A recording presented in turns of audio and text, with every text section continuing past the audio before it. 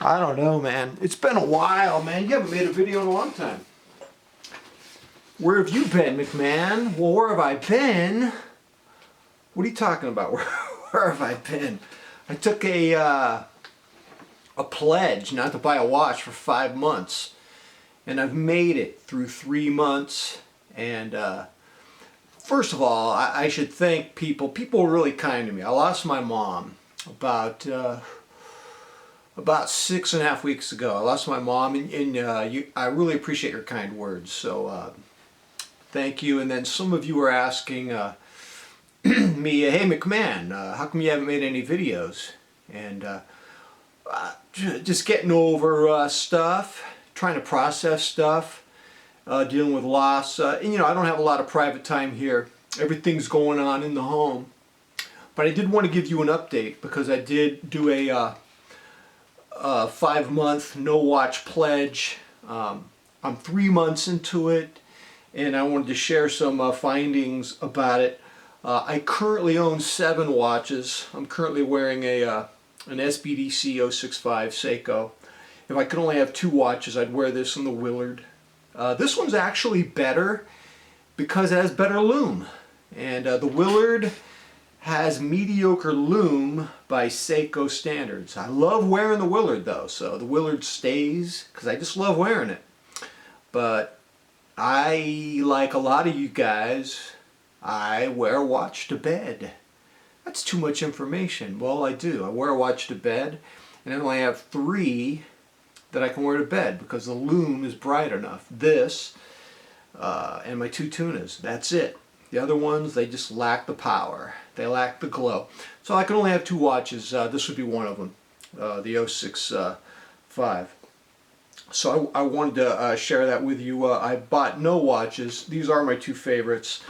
I, believe it or not, I do have a wish list that's been growing. I want to share with you my wish list.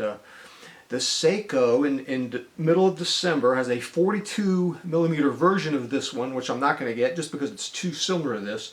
That one, which is too similar in color to this, is the SBDC127. I'm very interested in the Seiko SBDC125. They're going to be about $1,300, so I don't know. We'll see what I'm up to in January. Check this out. Citizen has a mechanical watch that's out right now. It's about $850. And I'm going to have to write down the number for you because they're not even marketing it. It's a gorgeous dress watch, mechanical, with the caliber 9184 movement, which is about 40 hours reserve. And I can barely find information on it. They just call it the Citizen Collection. What the heck is that? What kind of marketing is that? This is like one of the most beautiful watches you guys have made, Citizen, and it's under $1,000, and it is a gorgeous mechanical watch. I'm going to write in the description the actual model number, but I'll read it off to you right now. It's NB3001-53E. Oh, you've stolen my heart with that model number, McMahon. So, also, I like a Citizen Tsuno Racer bullhead that you can only get in Europe. It's titanium. The titanium one that's available here in America has a green dial, but the one I like, which I have to get in Europe, is a black dial. So those are watches that are on my wish list. You know what I hate about materialism? Materialism is confusing. And especially with watches, why not just not get any of those watches I just mentioned and get the Seiko MM300 in blue, which is only $2,800. But, then that would compete with this, so that's confusing. Materialism is confusing. Hey, if any of you guys can get off the materialism train, get off now. Get off it. You don't want to be on this materialism train. It's disgusting. So here's some other stuff I've been thinking about. I've been thinking a lot about the watch community, and the older I get, the more I assume everyone else is getting younger. And so I assume the watch community is getting younger and younger. I'm getting older and older. The watch community is getting younger and younger. And I think about giving advice to younger people in the watch community. And so Seiko, when I got into watches, they were a great everyman watch because you could buy a desirable Seiko for $200. And so it was a great recommendation for a young person. And then 200 turned into 300, and then 400, 500. Honestly, right now, I love Seikos, but the desirable ones right now are like $1,200-1,300 and up. What the heck are they doing? So if you're a young member of the watch community, I don't even think I would recommend a Seiko. I think Orient with their, it used to be called the Triton Diver, now it's called the Neptune.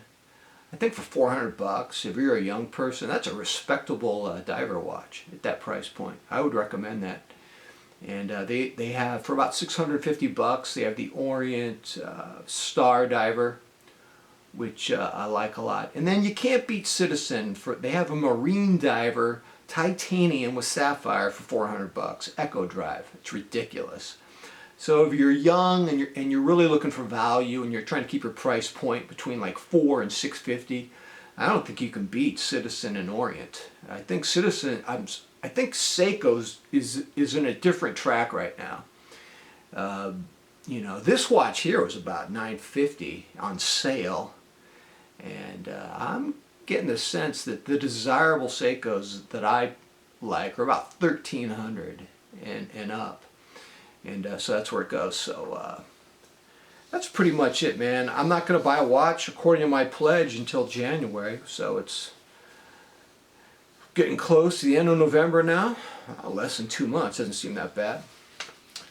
Alright, ladies and gentlemen, next time I'll tell you about my computer monitor, how I got a 4K monitor, and how those have special requirements. You got to get a really nice video card for those, even if you're not a gamer. I'll tell you all about that next time. But this was a watch talk situation, so I'm not going to go down that rabbit hole with you tonight. Alright, ladies and gentlemen, tell me what you think. I appreciate all your kind words. It's been a pretty tough 6 weeks. Alright, ladies and gentlemen, until next time, I'm out.